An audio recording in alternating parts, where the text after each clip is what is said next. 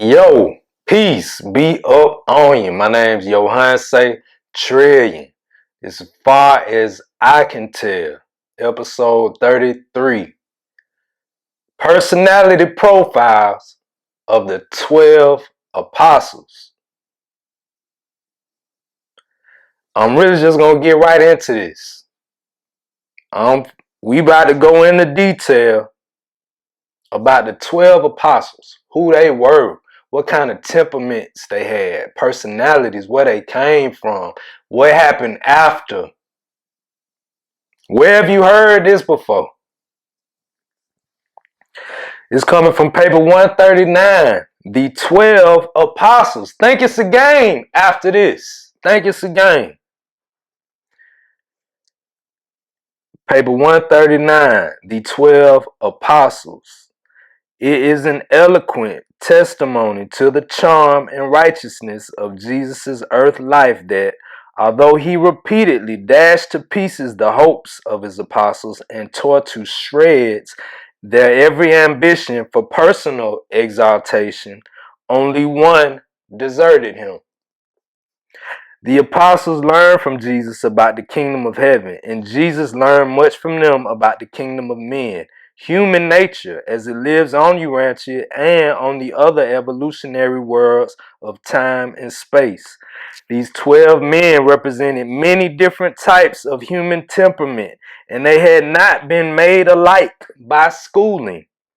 Many of these Galilean fishermen carried heavy strains of Gentile blood as a result of the forcible conversion of the Gentile population of Galilee 100 years previously.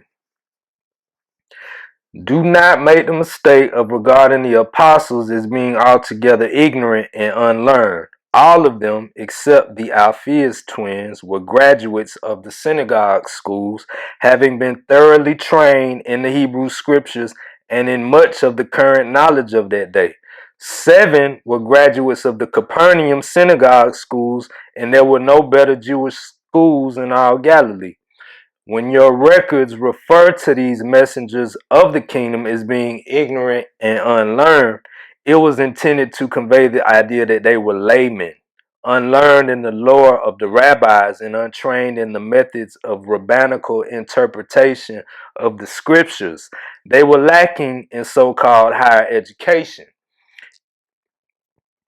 In modern times, they would certainly be considered uneducated and, in some circles of society, even uncultured. One thing is certain, they had not all been put through the same rigid and stereotyped educational curriculum. From adolescence on, they had enjoyed separate experiences of learning how to live. 1. Andrew, the first chosen. Andrew, chairman of the apostolic core of the kingdom, was born in Capernaum. He was the oldest child in a family of 5, himself, his brother Simon, and 3 sisters. His father, now dead, had been a partner of Zebedee in the fish drying business at Bethsaida, the fishing harbor of Capernaum. When he became an apostle, Andrew was unmarried but made his home with his married brother Simon Peter. Both were fishermen and partners of James and John, the sons of Zebedee. In AD 26, the year he was chosen as an apostle, Andrew was 33, a full year older than Jesus and the oldest of the apostles. He sprang from an excellent line of ancestors and was the ablest man of the 12. Excepting oratory, he was the peer of his associates in almost every imaginable ability. Jesus never gave Andrew a nickname, a fraternal designation, but even as the apostles soon began to call Jesus Master, so they also designated Andrew by a term, the equivalent of chief. Andrew was a good organizer, but a better administrator. He was one of the inner circle of 4 apostles, but his appointment by Jesus as the head of the apostolic group made it necessary for him to remain on duty with his brethren while the other 3 enjoyed very close communion with the Master. To the very end, Andrew remained dean of the apostolic corps. Although Andrew was never an effective preacher, He was an efficient personal worker, being the pioneer missionary of the kingdom in that, as the first chosen apostle, he immediately brought to Jesus his brother Simon, who subsequently became one of the greatest preachers of the kingdom. Andrew was the chief supporter of Jesus' policy of utilizing the program of personal work as a means of training the 12 as messengers of the kingdom. Whether Jesus privately taught the apostles or preached to the multitude, Andrew was usually conversant with what was going on. He was an understanding executive and an efficient administrator. He rendered a prompt decision on every matter brought to his notice unless he deemed the problem went beyond the domain of his authority, in which event he would take it straight to Jesus. Andrew and Peter were very unlike in character and temperament, but it must be recorded everlastingly to their credit that they got along together splendidly. Andrew was never jealous of Peter's oratorical ability. Not often will an older man of Andrew's type be observed exerting such a profound influence over a younger and talented brother. Andrew and Peter never seemed to be in the least jealous of each other's abilities or achievements.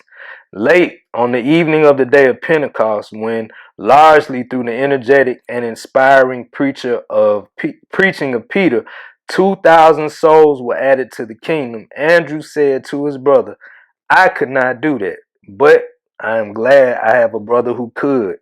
To which Peter replied, "And but for your bringing me to the master and by your steadfastness keeping me with him, I should not have been here to do this." Andrew and Peter were exceptions to the rule, proving that even brothers can live together peaceably and work together effectively. After Pentecost, Peter was famous, but it never irritated the older Andrew to spend the rest of his life being introduced as Simon Peter's brother. That's real shit. Damn. It's some real shit. Of all the apostles, Andrew was the best judge of men. He knew that trouble was brewing in the heart of Judas Iscariot, even when none of the others suspected that anything was wrong with their treasurer. But he told none of them his fears. Andrew's great service to the kingdom was in advising Peter, James, and John concerning the choice of the first missionaries who were sent out to proclaim the gospel, and also in counseling these early leaders about the organization of the administrative affairs of the kingdom. Andrew had a great gift for discovering the hidden resources and latent talents of young people.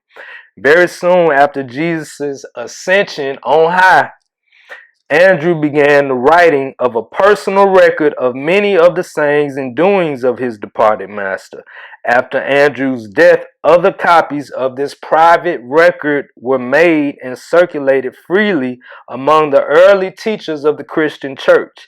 These informal notes of Andrew's were subsequently edited, amended, altered, and added to until they made up a fairly consecutive narrative of the master's life on earth. The last of these few altered and amended copies was destroyed by fire at Alexandria about 100 years after the original was written by the first chosen of the 12 apostles. Andrew was a man of clear insight, logical thought, and firm decision, whose great strength of character consisted in his superb stability. His temperamental handicap was his lack of enthusiasm. He many times failed to encourage his associates by judicious commendation, and this reticence to praise the worthy accomplishments of his friends grew out of his abhorrence of flattery and insincerity. Andrew was one of those all-around, even-tempered, self-made, and successful men of modest affairs. Every one of the apostles loved Jesus, but it remains true that each of the 12 was drawn toward him because of some certain trait of personality which made a special appeal to the individual apostle. Andrew admired Jesus because of his consistent sincerity, his unaffected dignity. When men once knew Jesus, they were possessed with the urge to share him with their friends. They really wanted all the world to know him. When the later persecutions finally scattered the apostles from Jerusalem, Andrew journeyed through Armenia, Asia Minor, and Macedonia, and after bringing many thousands into the kingdom, was finally apprehended and crucified in Petra in Achaia. It was 2 full days before this robust man expired on the cross, and throughout these tragic hours, he continued effectively to proclaim the glad tidings of the salvation of the kingdom of heaven. So, Andrew was solid, and he was the chief apostle, like the chief executive, Jesus' right hand in a lot of ways on earth. 2, Simon Peter. When Simon joined the apostles, he was 30 years of age. He was married, had 3 children, and lived at Bethsaida near Capernaum. His brother Andrew and his wife's mother lived with him. Both Peter and Andrew were fisher partners of the sons of Zebedee. The master had known Simon for some time before Andrew presented him as the second of the apostles. When Jesus gave Simon the name Peter, he did it with a smile. It was to be sort of a nickname. Simon was well known to all his friends as an erratic and impulsive fellow. True, later on, Jesus did attach a new and significant import to this lightly bestowed nickname. Simon Peter was a man of impulse, an optimist. He had grown up permitting himself freely to indulge strong feelings. He was constantly getting into difficulties because he persisted in speaking without thinking. This sort of thoughtlessness also made incessant trouble for all of his friends and associates and was the cause of his receiving many mild rebukes from his master. The only reason Peter did not get into more trouble because of his thoughtless speaking was that he very early learned to talk over many of his plans and schemes with his brother Andrew before he ventured to make public proposals. Peter was a fluent speaker, eloquent and dramatic. He was also a natural and an inspirational leader of men, a quick thinker, but not a deep reasoner. He asked many questions, more than all the apostles put together, and while the majority of these questions were good and relevant, many of them were thoughtless and foolish. Peter did not have a deep mind, but he knew his mind very well. He was therefore a man of quick decision and sudden action. While others talked in their astonishment at seeing Jesus on the beach, Peter jumped in and swam ashore to meet the master. The one trait which Peter most admired in Jesus was his supernal tenderness. Peter never grew weary of contemplating Jesus' forbearance. He never forgot the lesson about forgiving a wrongdoer, not only 7 times, but 70 times and 7. He thought much about these impressions of the Master's forgiving character during those dark and dismal days immediately following his thoughtless and unintended denial of Jesus in the high priest's courtyard. We're going to get to that. Simon Peter was distressingly vacillating. He would suddenly swing from one extreme to the other. First, he refused to let Jesus wash his feet, and then, on hearing the master's reply, begged to be washed all over. But after all, Jesus knew that Peter's faults were of the head and not of the heart. He was one of the most inexplicable combinations of courage and cowardice that ever lived on earth. His great strength of character was loyalty, friendship. Peter really and truly loved Jesus. And yet, despite this towering strength of devotion, he was so unstable and inconstant that he permitted a servant girl to tease him into denying his Lord and Master. Peter could withstand persecution in any other form of direct assault, but he withered and shrank before ridicule. He was a brave soldier when facing a frontal attack, but he was a fear-clinging coward when surprised with an assault from the rear. Peter was the first of Jesus' apostles to come forward to defend the work of Phillip among the Samaritans and Paul among the Gentiles. Yet later on in Antioch, he reversed himself when confronted by ridiculing Judaizers. temporarily withdrawn from the Gentiles, only to bring down upon his head the fearless denunciation of Paul. So they're just referring to some of the politics of the early church after the master left him, which is, of course, we down the line. In following Jesus, literally and figuratively, he was either leading the procession or else trailing behind, falling afar off. But he was the outstanding preacher of the 12. He did more than any other one man, aside from Paul, to establish the kingdom and send his messengers to the four corners of the earth in one generation. After his rash denials of the master, he found himself, and with Andrew's sympathetic and understanding guidance, he again led the way back to the fish nets while the apostles tarried to find out what was to happen after the crucifixion. When he was fully assured that Jesus had forgiven him and knew he had been received back into the master's fold, the fires of the kingdom burned so brightly within his soul that he became a great and saving light to thousands who sat in darkness. After leaving Jerusalem and before Paul became the leading spirit among the Gentile Christian churches, Peter traveled extensively, visiting all the churches from Babylon to Corinth. He even visited and ministered to many of the churches which had been raised up by Paul. Although Peter and Paul differed much in temperament and education, even in theology, they worked together harmoniously for the upbuilding of the churches during their later years. Something of Peter's style and teaching is shown in the sermons recorded by Luke and in the Gospel of Mark. I'm going to skip on a little and avoid some of these politics that they speak of later on.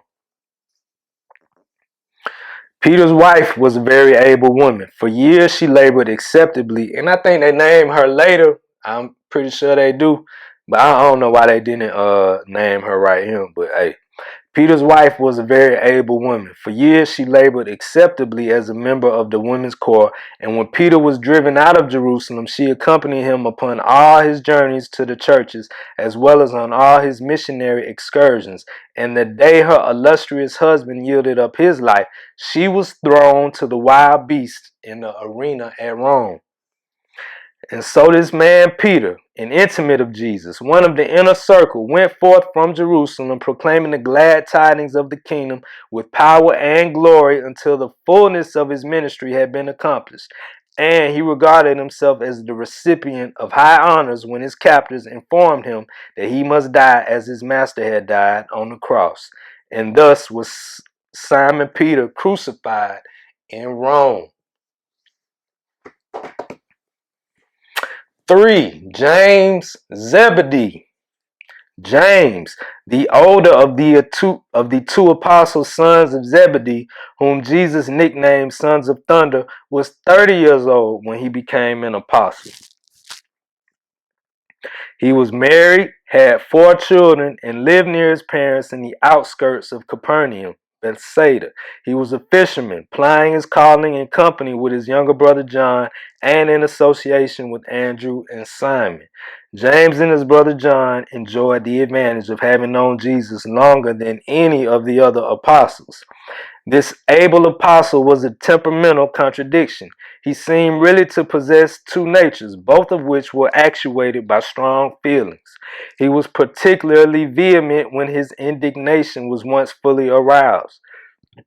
He had a fiery temper when once it was adequately provoked, and when the storm was over, he was always wont to justify and excuse his anger under the pretense that it was wholly a manifestation of righteous indignation.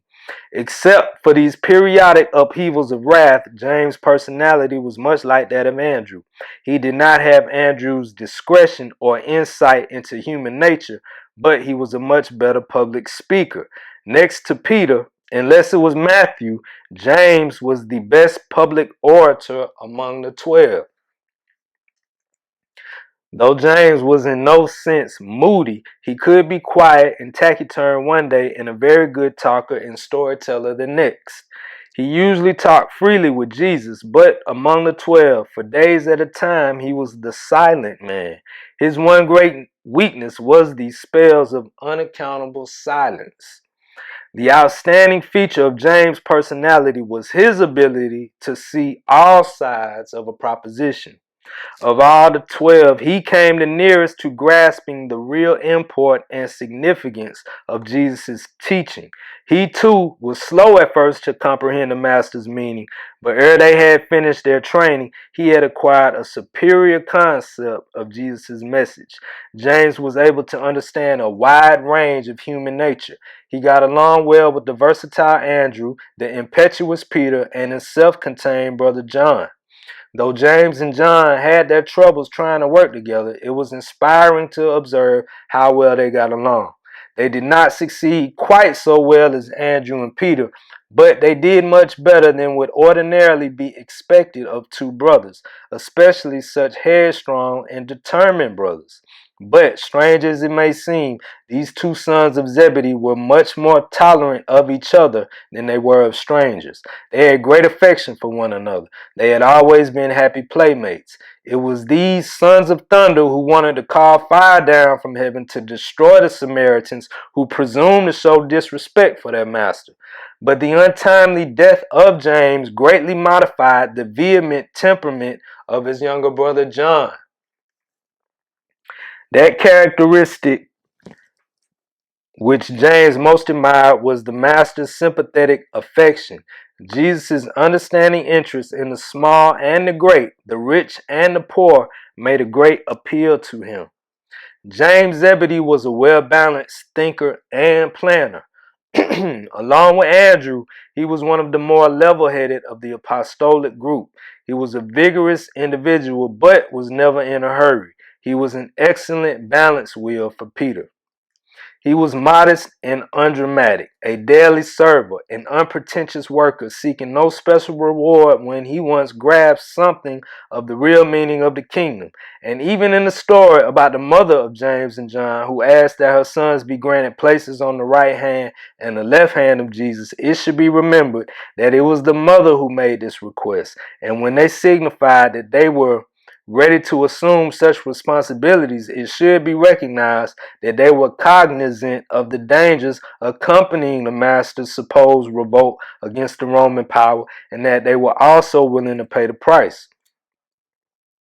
When Jesus asked if they were ready to drink the cup, they replied that they were. And as concerns James, it was literally true. He did drink the cup with the master, seeing that he was the first of the apostles to experience martyrdom, being early put to death with the sword by Herod Agrippa.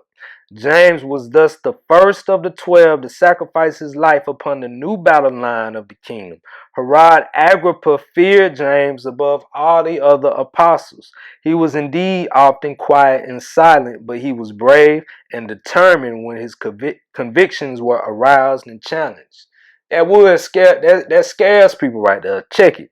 He was indeed often quiet and silent, but he was brave and determined when his convictions were aroused and challenged. That's a real one. James lived his life to the full, and when the end came, he bore himself with such grace and fortitude that even his accuser and informer, who attended his trial and execution, was so touched that he rushed away from the scene of James' death to join himself to the disciples of Jesus. 4. John Zebedee. When he became an apostle, John was 24 years old and was the youngest of the 12. He was unmarried and lived with his parents at Bethsaida. He was a fisherman and worked with his brother James in partnership with Andrew and Peter. Both before and after becoming an apostle, John functioned as the personal agent of Jesus in dealing with the master's family, and he continued to bear this responsibility as long as Mary, the mother of Jesus, lived. Remember way back when Jesus first started to travel the world, it was John Zebedee who he told, like, look, man, look after my mama when I'm gone. Y'all take this little money I've earned in this boat shop and distribute it to them. I'm counting on you. So he been his like personal right hand for a long time.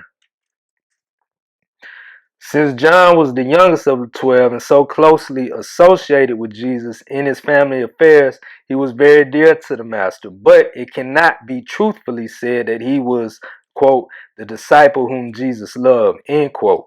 You would hardly expect such a magnanimous personality as Jesus to be guilty of showing favoritism, of loving one of his apostles more than the others. The fact that John was one of the three personal aides of Jesus lent further color to this mistaken idea. Not to mention that John, along with his brother James, had known Jesus longer than the others. Peter, James, and John were assigned as personal aides to Jesus soon after they became apostles. Shortly after the selection of the 12, and at the time Jesus appointed Andrew to act as director of the group, he said to him, "And now I desire that you assign 2 or 3 of your associates to be with me and to remain by my side, to comfort me and to minister to my daily needs." And Andrew thought best to select for this special duty the next 3 first chosen apostles. He would have liked to volunteer for such a blessed service himself, but the master had already given him his commission, so he immediately directed that Peter, James, and John attach themselves to Jesus. And this is just like, in a circle, like, again, he's not showing favoritism or anything, but Jesus has made for a while now. He's playing this all out. We went over his plans, bro. Like, I'm amazed at this whole narrative for so many different reasons, but a lot of it is the practicality of things, how you approach things in such a practical manner. And he planned like, okay, this is about to get serious. Like, we're going to go in the public. I'm going to be a big deal. I know who I am.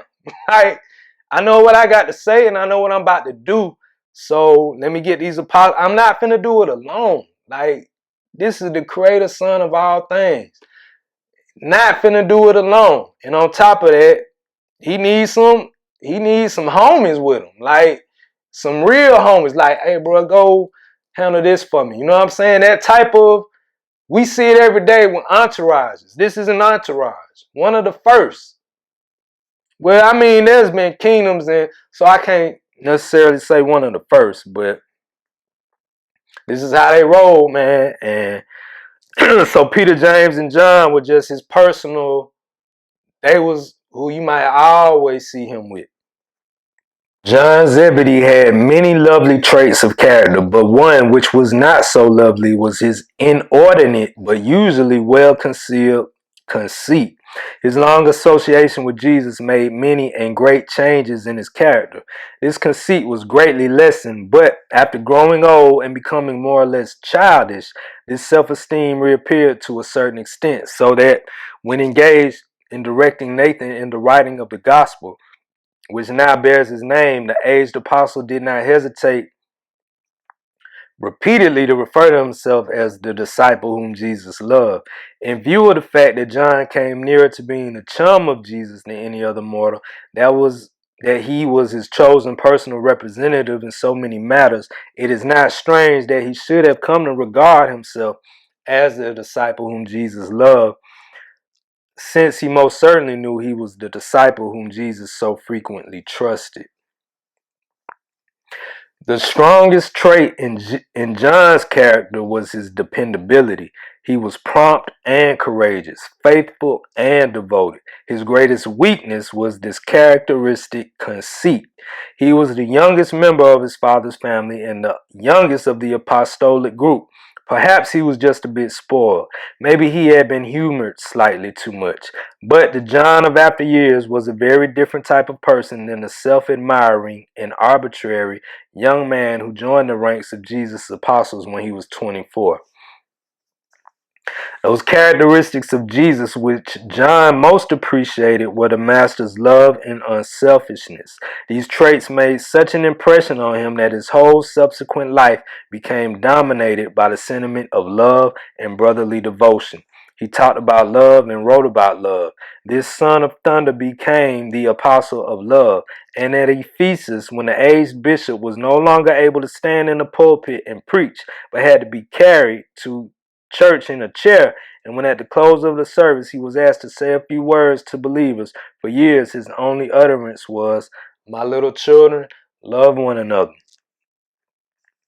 John was a man of few words except when his temper was aroused. He thought much but said little. As he grew older, his temper became more subdued, better controlled, but he never overcame his disinclination to talk. He never fully mastered this reticence, but he was gifted with a remarkable and creative imagination.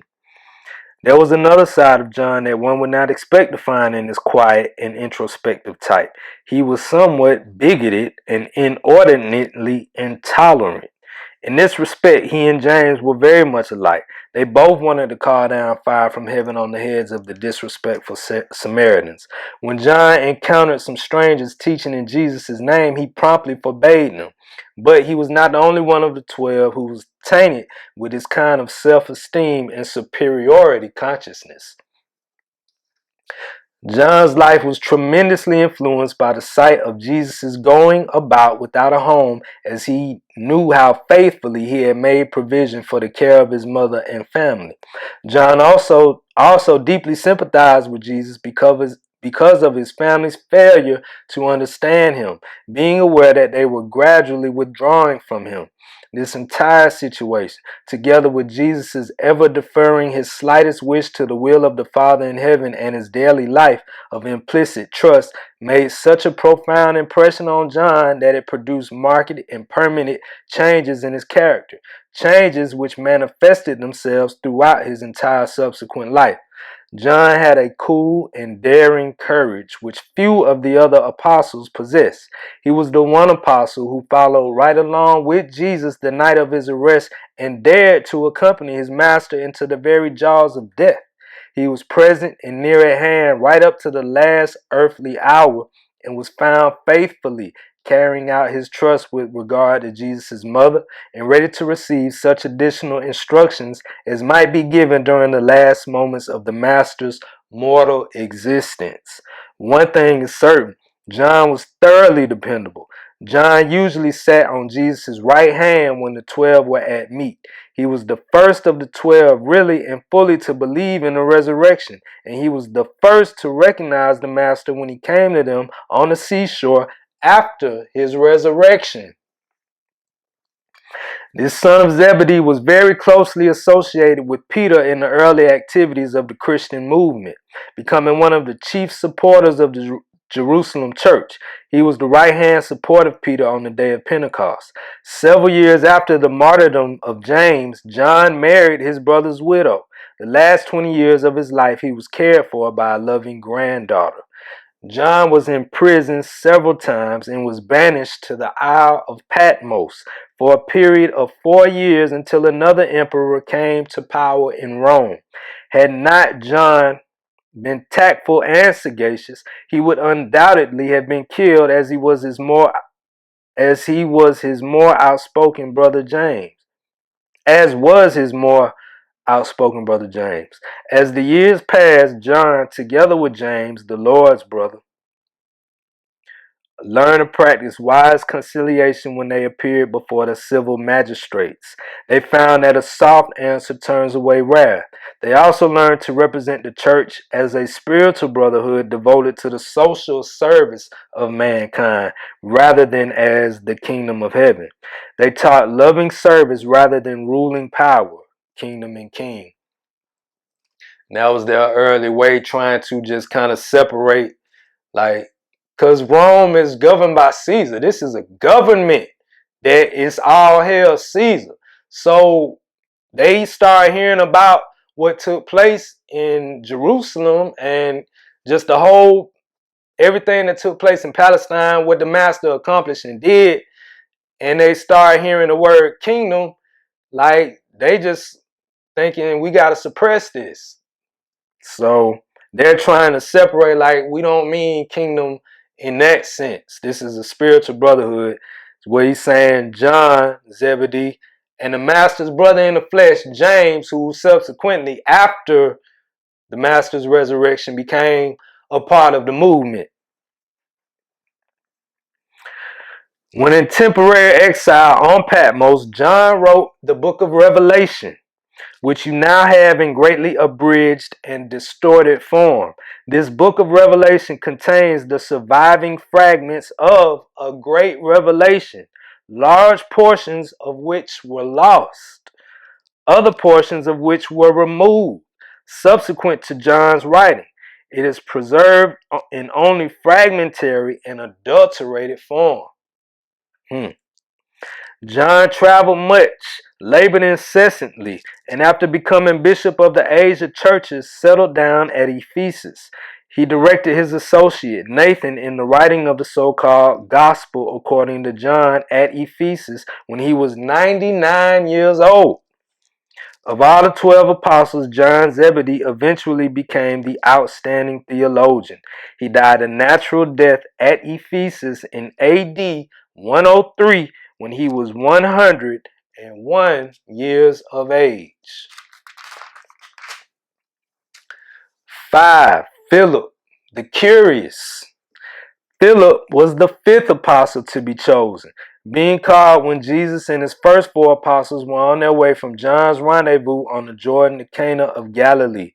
Since he lived at Bethsaida, Philip had for some time known of Jesus, but it had not occurred to him that Jesus was a really great man until that day in the Jordan Valley when he said, "Follow me."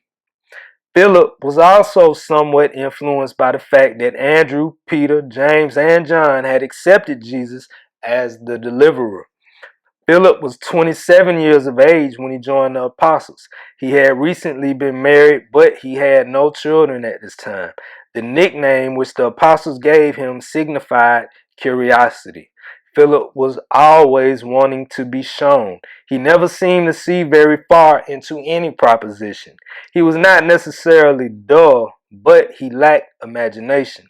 This lack of imagination was the great weakness of his character. He was a commonplace and matter-of-fact individual.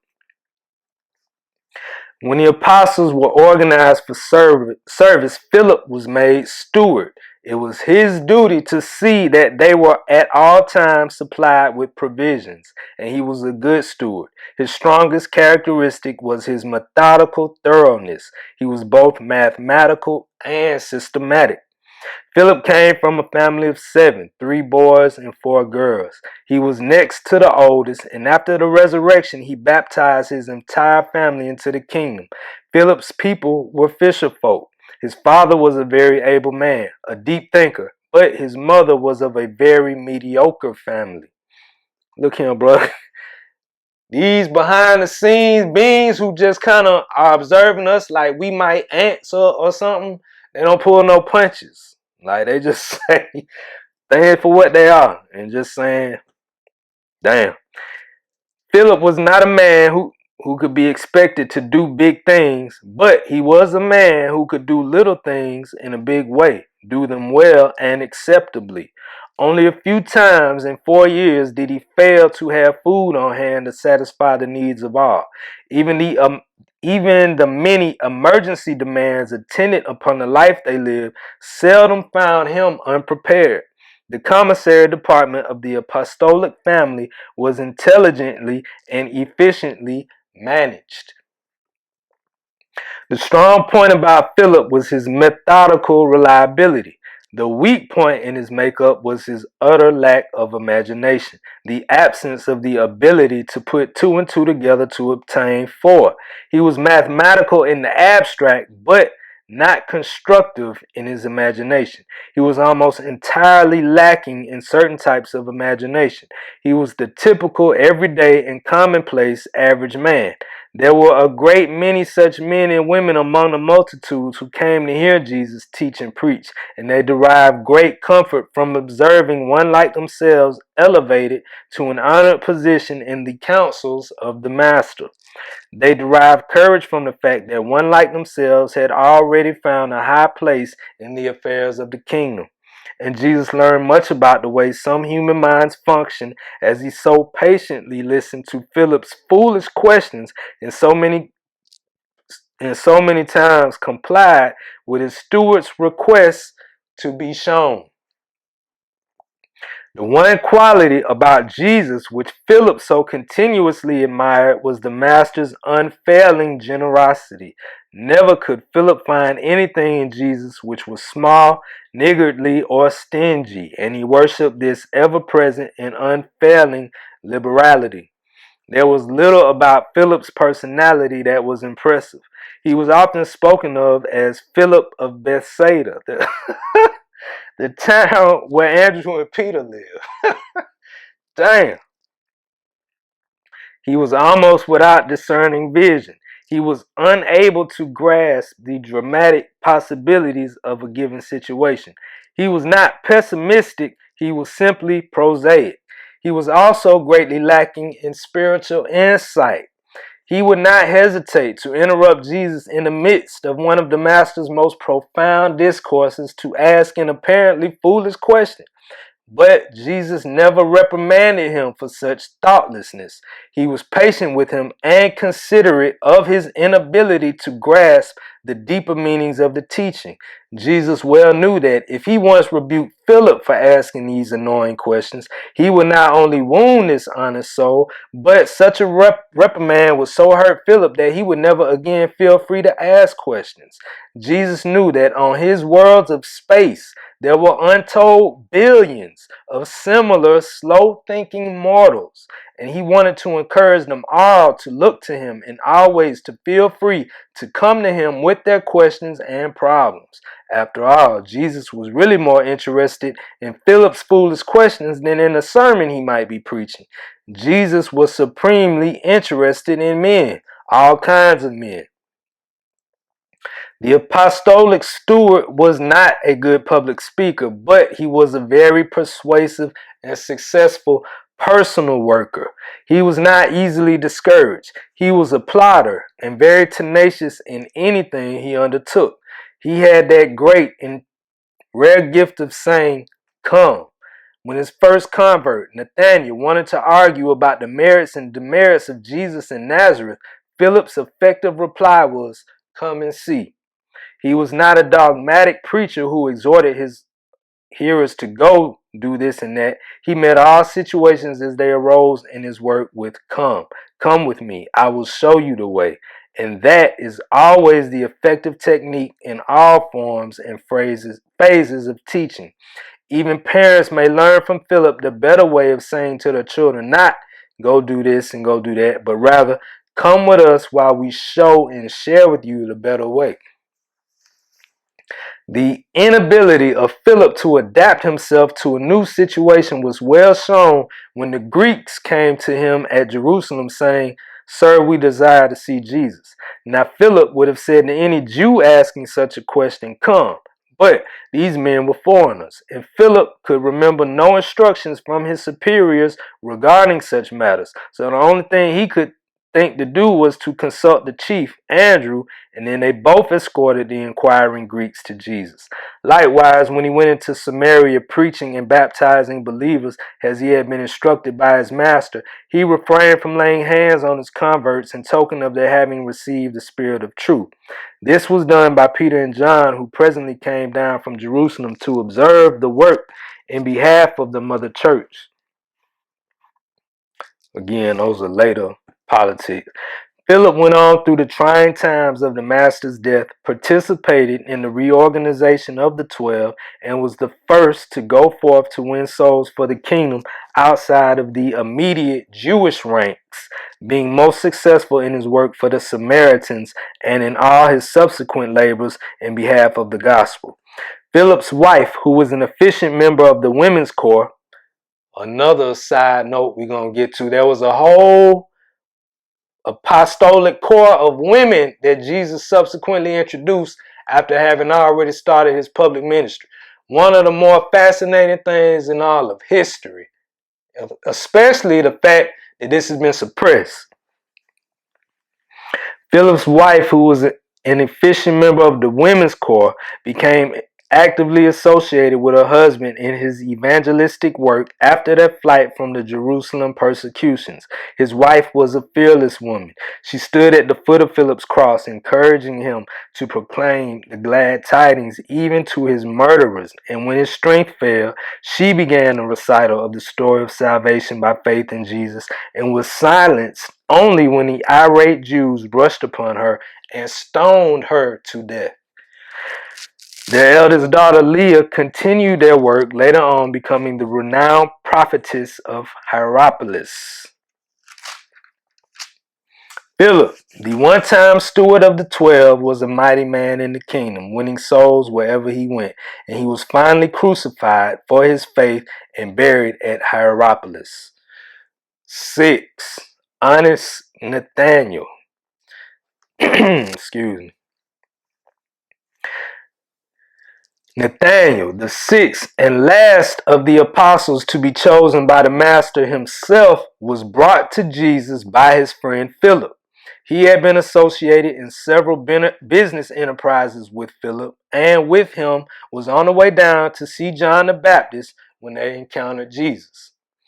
When Nathanael joined the apostles, he was 25 years old and was the next to the youngest of the group. He was the youngest of a family of 7, was unmarried, and the only support of aged and infirm parents with whom he lived at Cana. His brothers and sister were either married or deceased, and none lived there.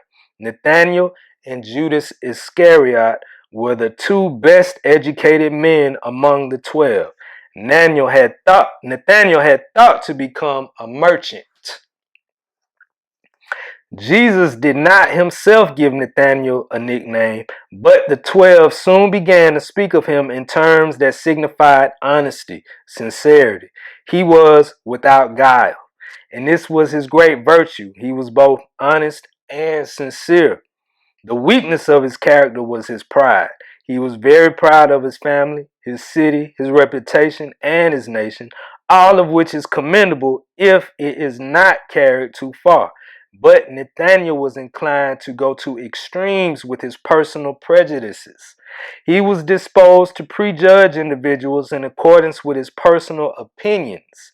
He was not slow to ask the question, even before he had met Jesus, can any good thing come out of Nazareth?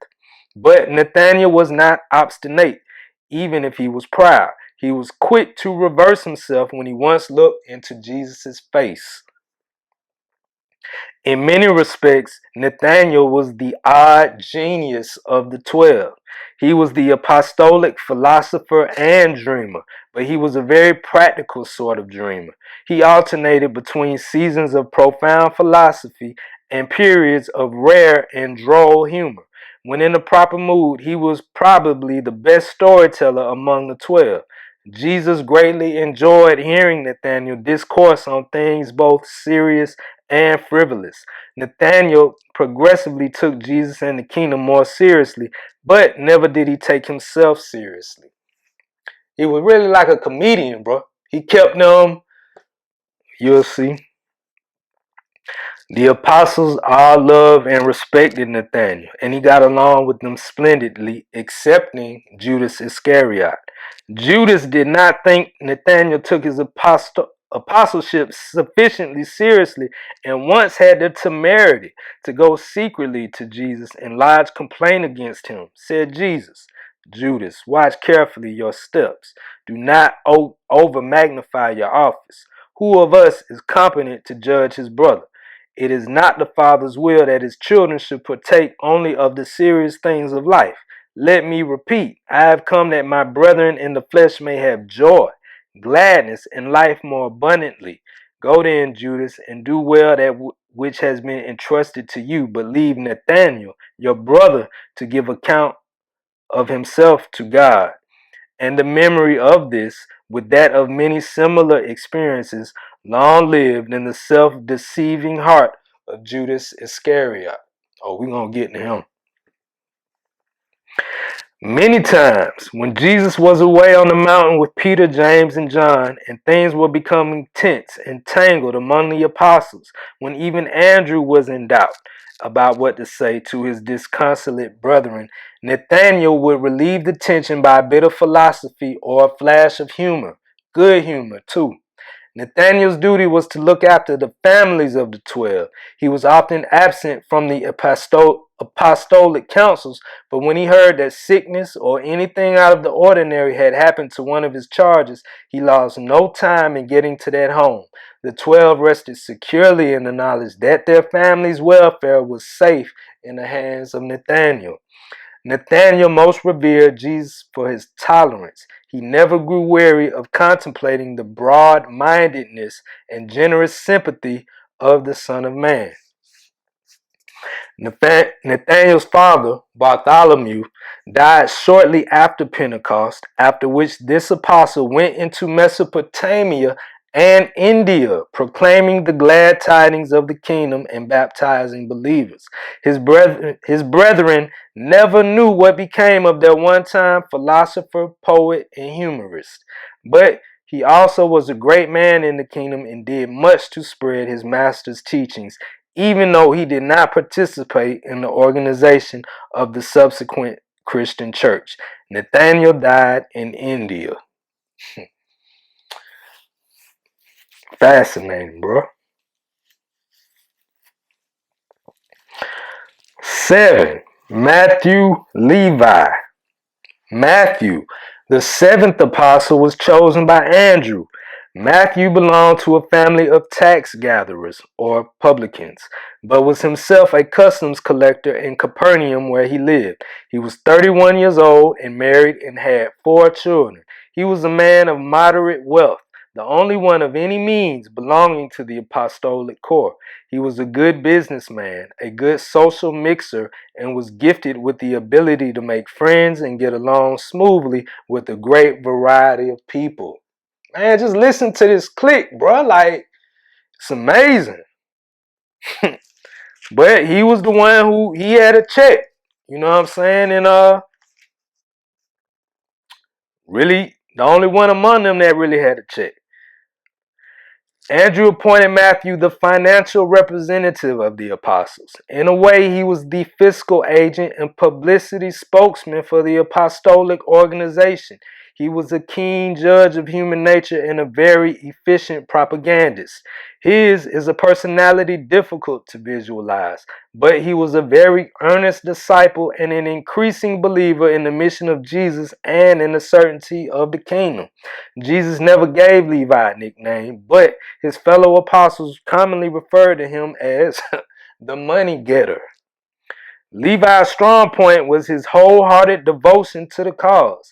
That he, a publican, had been taken in by Jesus and his apostles was the cause for overwhelming gratitude on the part of the former revenue collector. It's like somebody who, a bill collector, or who used to work for the IRS, like deep off in the IRS, joining the clique or being a fed or something. You know what I'm saying? Something that you normally wouldn't, a type you normally wouldn't mess with, but he left all that behind to join your cause. And he's sincere about it.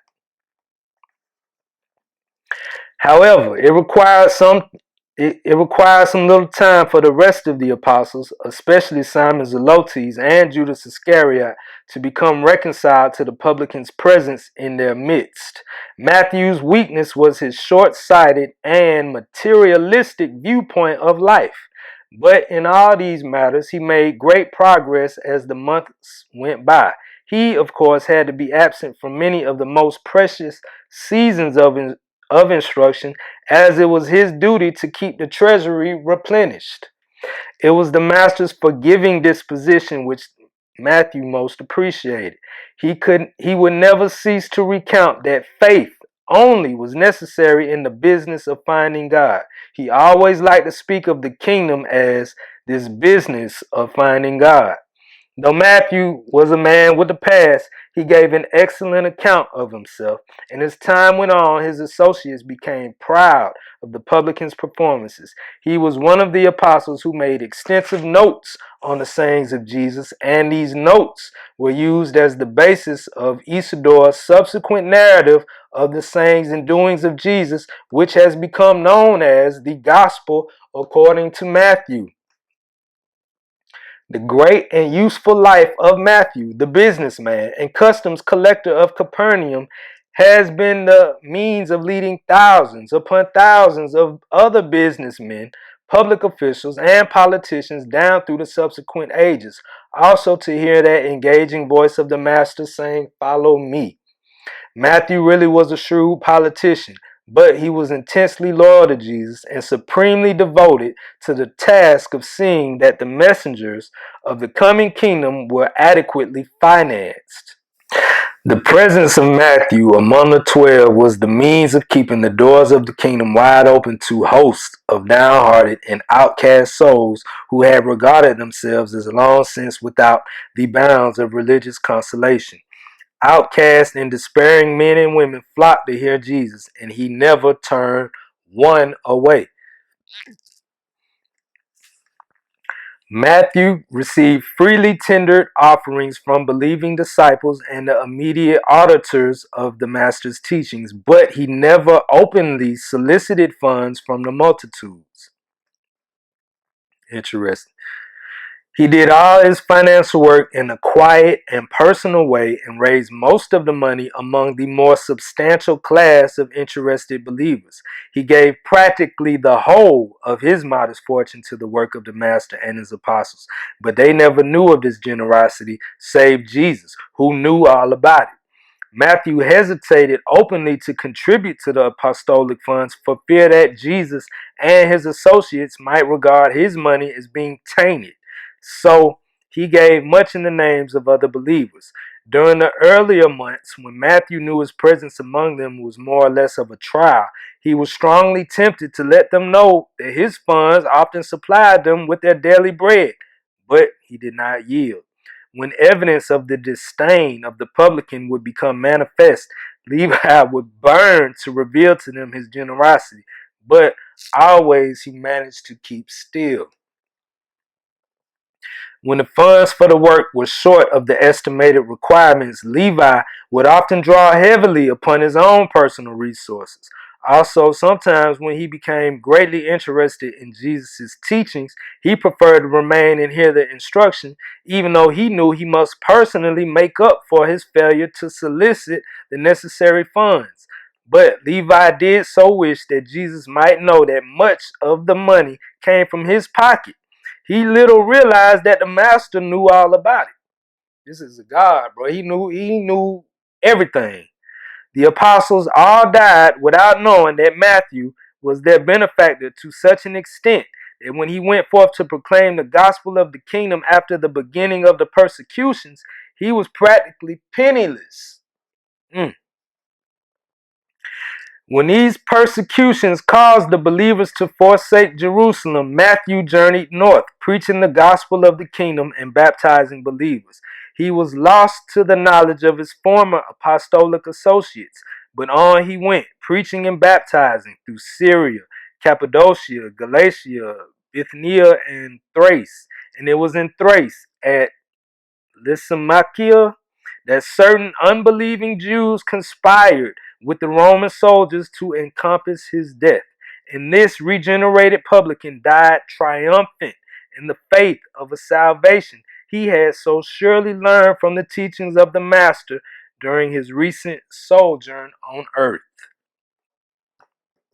Come on, man. 8. Thomas Didimus. Thomas was the 8th apostle, and he was chosen by Phillip. In later times, he has become known as Doubting Thomas, but his fellow apostles hardly looked upon him as a chronic doubter. True, his was a logical, skeptical type of mind, but he had a form of courageous loyalty which forbade those who knew him intimately to regard him as a trifling skeptic. When Thomas joined the apostles, he was 29 years old, was married, and had 4 children. Formerly, he had been a carpenter and stonemason, but latterly he had become a fisherman and resided at Tyrachus, situated on the west bank of the Jordan, where it flows out of the Sea of Galilee, and he was regarded as the leading citizen of this little village. A stand-up dude is what they're saying. He had little education, but he possessed a keen, reasoning mind and was the son of excellent parents who lived at Tiberias. Thomas had the one truly analytical mind of the 12. He was the real scientist of the apostolic group. The early home life of Thomas had been unfortunate. His parents were not altogether happy in their married life, and this was reflected in Thomas's adult experience. He grew up having a very disagreeable and quarrelsome disposition. Even his wife was glad to see him join the apostles. She was relieved by the thought that her pessimistic husband would be away from home most of the time. Damn. Thomas also had a streak of suspicion which made it very difficult to get along peaceably with him. Peter was very much upset by Thomas at first, complaining to his brother Andrew that Thomas was mean, ugly, and always suspicious. But the better his associates knew Thomas, the more they liked him. They found he was a superbly honest and unflinchingly loyal. He was perfectly sincere and unquestionably truthful, but he was a natural born fault finder and had grown up to become a real pessimist. His analytical mind had become cursed with suspicion. He was rapidly losing faith in his fellow men when he became associated with the 12 and thus came in contact with the noble character of Jesus. This association with the Master began at once to transform Thomas's whole disposition and to effect great changes in his mental reactions to his fellow men. Thomas's great strength was his superb analytical mind coupled with his unflinching courage when he had once made up his mind. His great weakness was his suspicious doubting, which he never fully overcame throughout his whole lifetime in the flesh.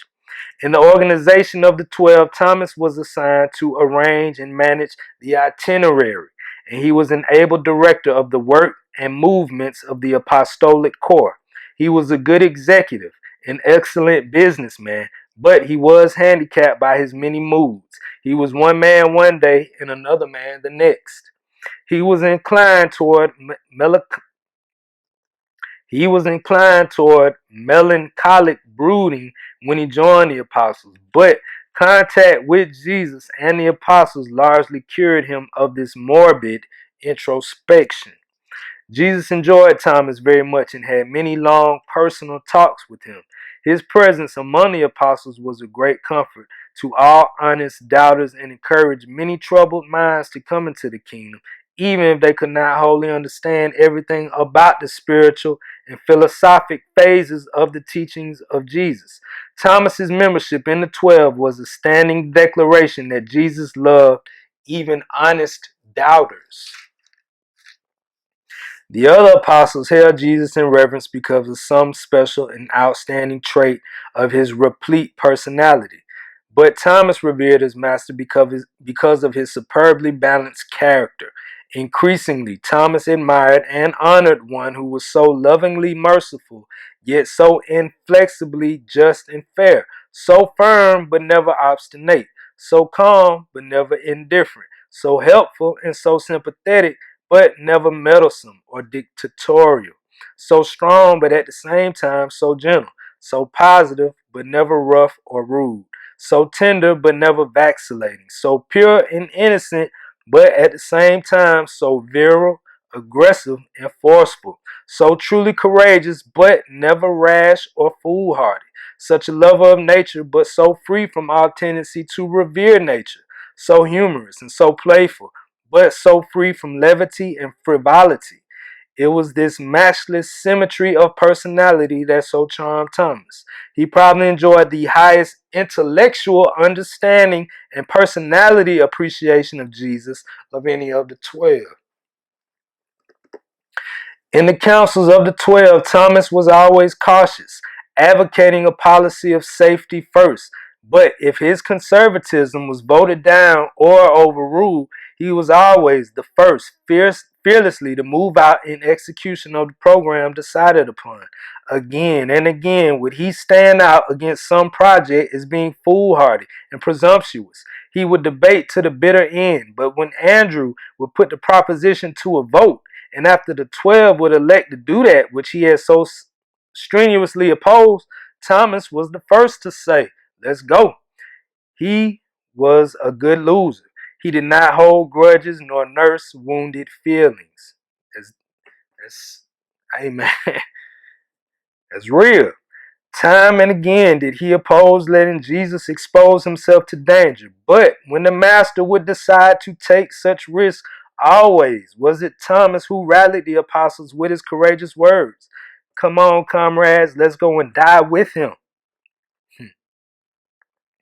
Thomas was in some respects like Phillip. He also wanted to be shown, but his outward expressions of doubt were based on entirely different intellectual operations.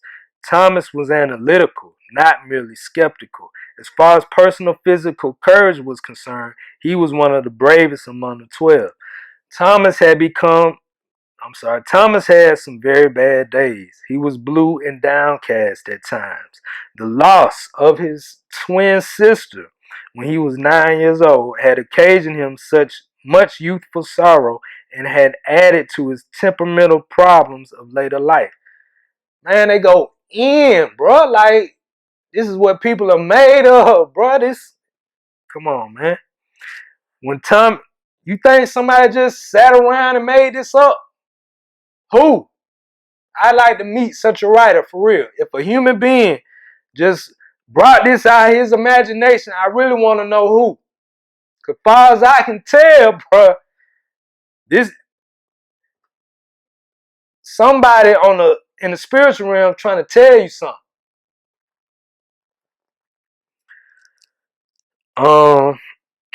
When Thomas would become despondent, sometimes it was Nathaniel who helped him to recover, sometimes Peter, and not infrequently one of the Alphaeus twins. When he was most depressed, unfortunately, he always tried to avoid coming in direct contact with Jesus.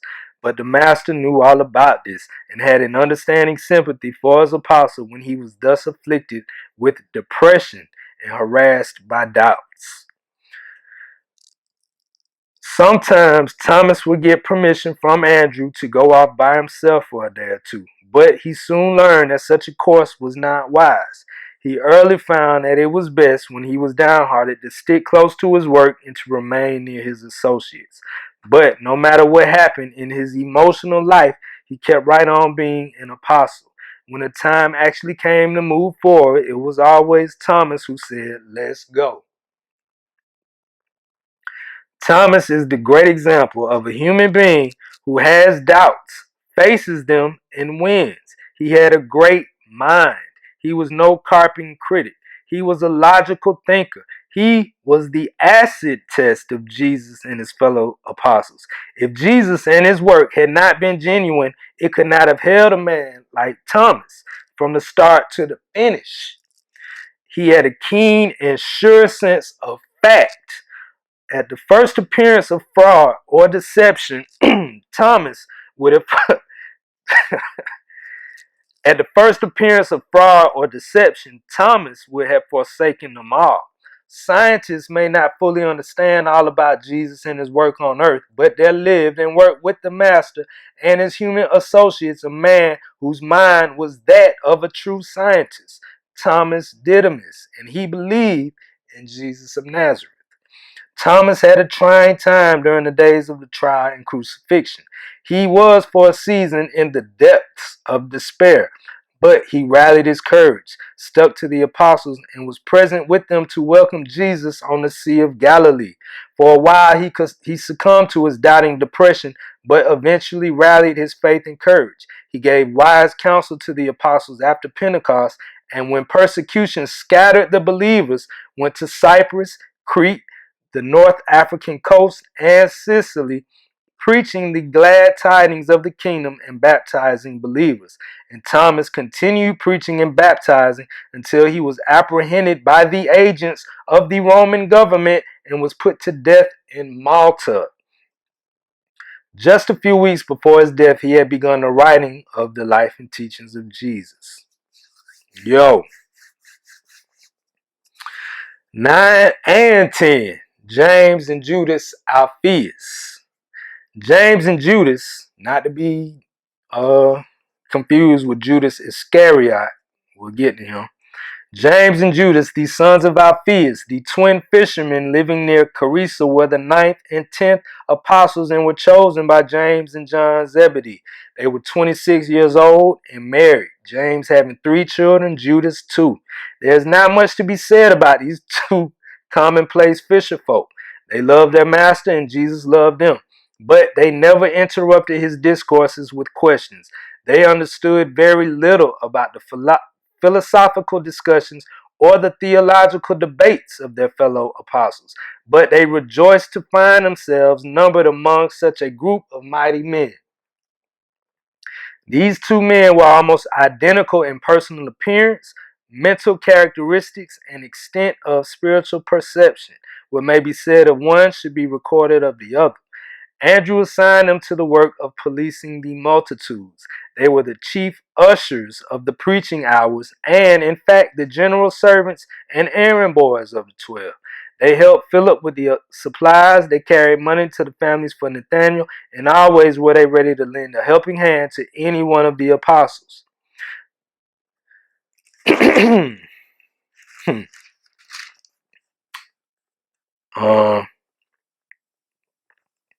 The multitudes of the common people were greatly encouraged to find two like themselves honored with places among the apostles. By their very acceptance as apostles, these mediocre twins were the means of bringing a host of faint-hearted believers into the kingdom. And two, the common people took more kindly to the idea of being directed and managed by official ushers who were very much like themselves. James and Judas, who were also called Thaddeus and Libius, had neither strong points nor weak points. The nicknames given them by the disciples were good-natured designations of mediocrity. They were the least of all the apostles. That's in quotes. They knew it and felt cheerful about it. Role players, bro. Just role players. Like, hey man, I'm just happy to be here. I'm glad to be on the team. James Alphaeus especially loved Jesus because of the master's simplicity. These twins could not comprehend the mind of Jesus, but they did grasp the sympathetic bond between themselves and the heart of their master. Their minds were not of a high order. They might even reverently be called stupid, but they had a real experience in their spiritual natures. They believed in Jesus. They were sons of God and fellows of the kingdom. Judas Alphaeus was drawn toward Jesus because of the master's unostentatious humility.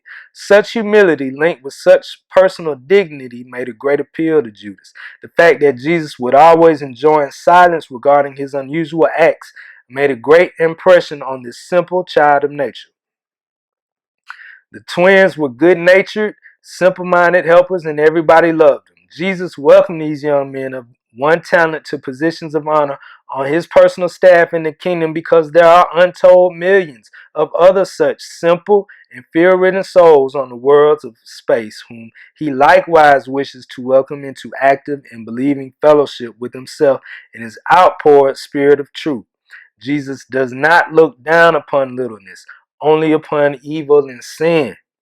James and Judas were little, but they were also faithful.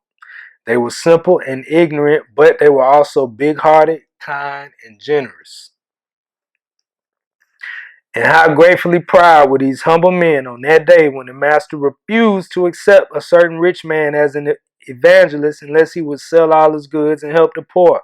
When the people heard this and beheld the twins among his counselors, they knew of a certainty that Jesus was no respecter of persons, but only a divine institution. The kingdom of heaven could ever have been built upon such a mediocre human foundation. Only once or twice in all their association with Jesus did the twins venture to ask questions in public. Judas, who was once intrigued into asking Jesus a question when the master had talked about revealing himself openly to the world. He felt a little disappointed that there were to be no more secrets among the 12, and he made bold to ask, But Master, when you thus declare yourself to the world, how will you favor us with special manifestations of your goodness? The twins served faithfully until the end, until the dark days of trial, crucifixion, and despair. They never lost their heart faith in Jesus, and save John, they were the first to believe in his resurrection, but they could not comprehend the establishment of the kingdom. Soon after their master was crucified, they returned to their families and nets. Their work was done. They had not the ability to go on in the more complex battles of the kingdom, but they lived and died conscious of having been honored and blessed with 4 years of close and personal association with the Son of God, the sovereign maker of a universe. 11. Simon the Zealot. Simon Zelotes, the 11th apostle, was chosen by Simon Peter. He was an able man of good ancestry and lived with his family at Capernaum. He was 28 years old when he became attached to the apostles. He was a fiery agitator and was also a man who spoke much without thinking. He had been a merchant in Capernaum before he turned his entire attention to the patriotic organization of the Zealots. I mentioned them before, just like they say, a patriotic organization of Jews back then who were trying to kick the Romans out. Simon's strength was Simon Zelotes was given charge of the diversions and relaxation of the apostolic group. He was a very efficient organizer of the play life and recreational activities of the 12. Simon's strength was his inspirational loyalty. When the apostles found a man or woman who floundered in decision, about entering the kingdom, they would send for Simon. It usually required only about 15 minutes for this enthusiastic advocate of salvation through faith in God to settle all doubts and remove all indecision, to see a new soul born into the liberty of faith and the joy of salvation. Simon's great weakness was his material mindedness. He could not quickly change himself from a Jewish nationalist to a spiritually minded internationalist. 4 years was too short a time in which to make such an intellectual and emotional transformation, but Jesus was always patient with him. The one thing about Jesus which Simon so much admired was the master's calmness, his assurance, poise, and inexplicable composure. Although Simon was a rabid revolutionist, a fearless firebrand of agitation, he gradually subdued his fiery nature until he became a powerful and effective preacher of peace on earth and goodwill among men. Simon was a great debater. He did like to argue. And when it came to dealing with the legalistic minds of the educated Jews or the intellectual quibblings of the Greeks, the task was always assigned to Simon. He was a rebel by nature and an iconoclast by training. But Jesus won him for the higher concepts of the kingdom of heaven. He had always identified himself with the party of protest, but he now joined the party of progress, unlimited and eternal progression of spirit and truth. Simon was a man of intense loyalties and warm personal devotions, and he did profoundly love Jesus. Jesus was not afraid to identify himself with businessmen, laboring men, optimists, pessimists, philosophers, skeptics, publicans, politicians, and patriots. The master had many talks with Simon, but he never fully succeeded in making an internationalist out of this ardent Jewish nationalist. Jesus often told Simon that it was proper to want to see these social, economic, and political orders improve, but he would always add, that is not the business of the kingdom of heaven. We must be dedicated to the doing of the Father's will. Our business is to be ambassadors of a spiritual government on high, and we must not immediately concern ourselves with aught but the representation of the will and character of the divine Father who stands at the head of the government whose credentials we bear. It was all difficult for Simon to comprehend, but gradually he began to grasp something of the meaning of the Master's teaching. After the dispersion because of the Jerusalem persecution, Simon went into temporary retirement. He was literally crushed. As a nationalist patriot, he had surrendered in deference to Jesus' teachings. Now all was lost. He was in despair. But in a few years, he rallied his hopes and went forth to proclaim the gospel of the kingdom. He went to Alexandria and, after working up the Nile, penetrated into the heart of Africa, everywhere preaching the gospel of Jesus and baptizing believers. Thus he labored until he was an old man and feeble, and he died and was buried in the heart of Africa. That's deep. It's a lot of brothers out here, man. I be seeing you, I hear you. Y'all nigga think y'all know, but you don't. You really do. But check it. It's long before the white man had something to do with it, is what I'm saying.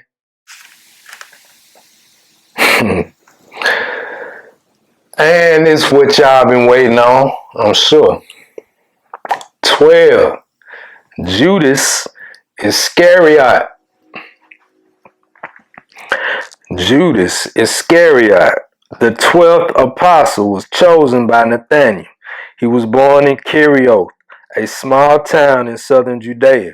When he was a lad, his parents moved to Jericho, where he lived and had been employed in his father's various business enterprises until he became interested in the preaching and work of John the Baptist. Judas's parents were Sadducees, and when their son joined John's disciples, they disowned him. That's like the Sadducees, kind of like a bougie group in Jewry, the Jewish religion, sect, or whatever. They tend to be wealthy, educated, so-called learned. So when he joined up with John's disciples, John the Baptist's disciples, his parents disowned him.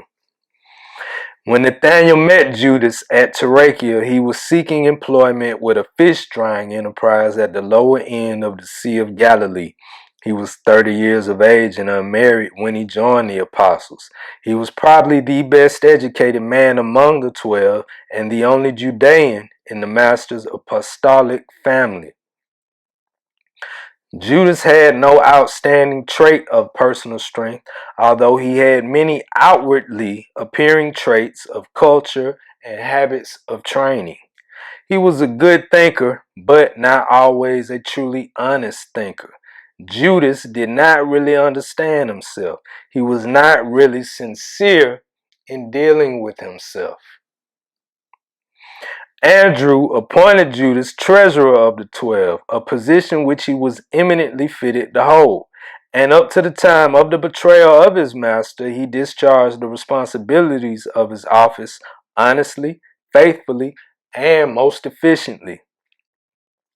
There was no special trait about Jesus which Judas admired above the generally attractive and exquisitely charming personality of the master.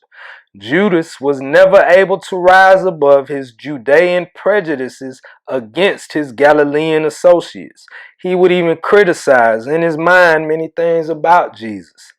Him, whom 11 of the apostles looked upon as the perfect man, as the one altogether lovely and the chiefest among 10,000, this self-satisfied Judean often dared to criticize in his own heart. He really entertained the notion that Jesus was timid and somewhat afraid to assert his own power and authority. Judas was a good businessman. It required tact, ability, and patience, as well as painstaking devotion to manage the financial affairs of such an idealist as Jesus, to say nothing of wrestling with the helter-skelter business methods of some of his apostles. Judas really was a great executive, a far-seeing and able financier, and he was a stickler for organization. None of the 12 ever criticized Judas. As far as they could see, Judas Iscariot was a matchless treasurer, a learned man, a loyal, though sometimes critical, apostle, and in every sense of the word, a great success. The apostles loved Judas. He was really one of them. He must have believed in Jesus, but we doubt whether he really loved the master with a whole heart. The case of Judas illustrates the truthfulness of that saying, there is a way that seems right to a man, but the end thereof is death. It is altogether possible to fall victim to the peaceful deception of pleasant adjustment to the paths of sin and death. Be assured that Judas was always financially loyal to his master and his fellow apostles. Money could never have been the motive for his betrayal of the master. Judas was an only son of unwise parents. When very young, he was pampered and petted. He was a spoiled child. As he grew up, he had exaggerated ideas about his self-importance. He was a poor loser. He had loose and distorted ideas about fairness. He was given to the indulgence of hate and suspicion. He was an expert at misinterpretation of the words and acts of his friends. All through his life, Judas had cultivated the habit of getting even with those whom he fancied had mistreated him. His sense of values and loyalties were defective. To Jesus, Judas was a faith adventure.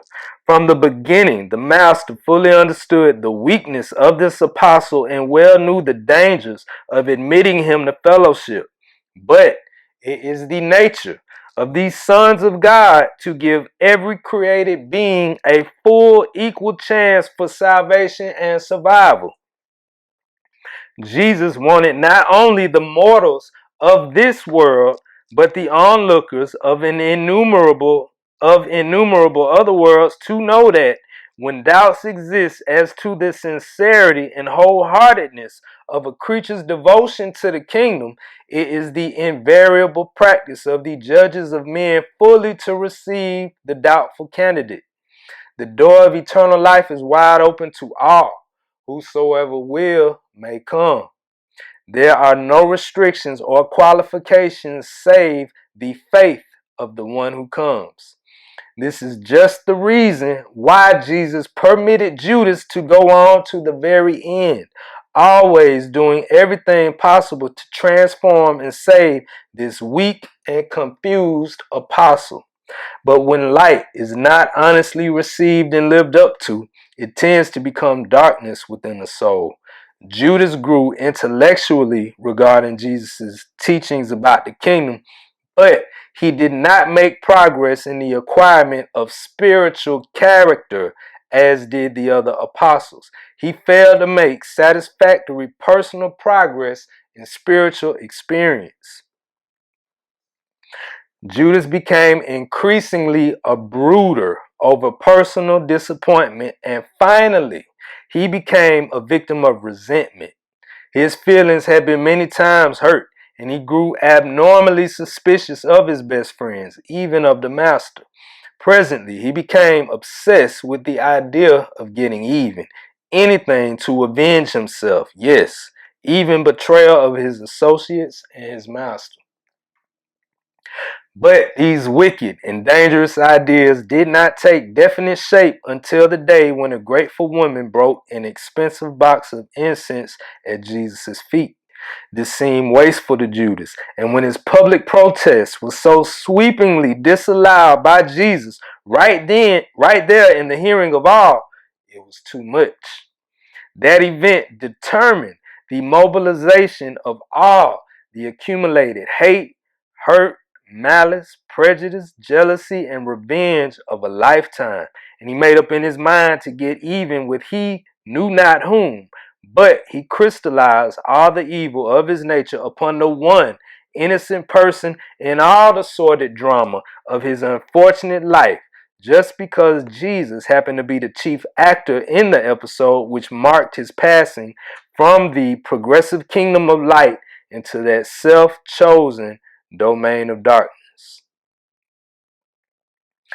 The master many times, both privately and publicly, had warned Judas that he was slipping. But divine warnings are usually useless in dealing with embittered human nature. Jesus did everything possible consistent with man's moral freedom to prevent Judas's choosing to go the wrong way.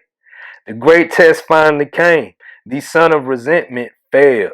He yielded to the sour and sordid dictates of a proud and vengeful mind of exaggerated self-importance and swiftly plunged on down into confusion, despair, and depravity.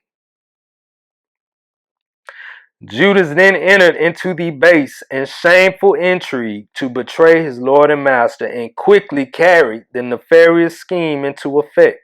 During the outworking of his anger-conceived plans of traitorous betrayal, he experienced moments of regret and shame, and in these lucid intervals, he faint-heartedly conceived, as a defense in his own mind, the idea that Jesus might possibly exert his power and deliver himself at the last moment. When the sordid and sinful business was all over, this renegade mortal, who thought lightly of selling his friend for 30 pieces of silver to satisfy his long-nursed craving for revenge, rushed out and committed the final act in the drama of fleeing from the realities of mortal existence: suicide. The 11 apostles were horrified, stunned. Jesus regarded the betrayer only with pity. The worlds have found it difficult to forgive Judas, and his name has become eschewed throughout a far-flung universe.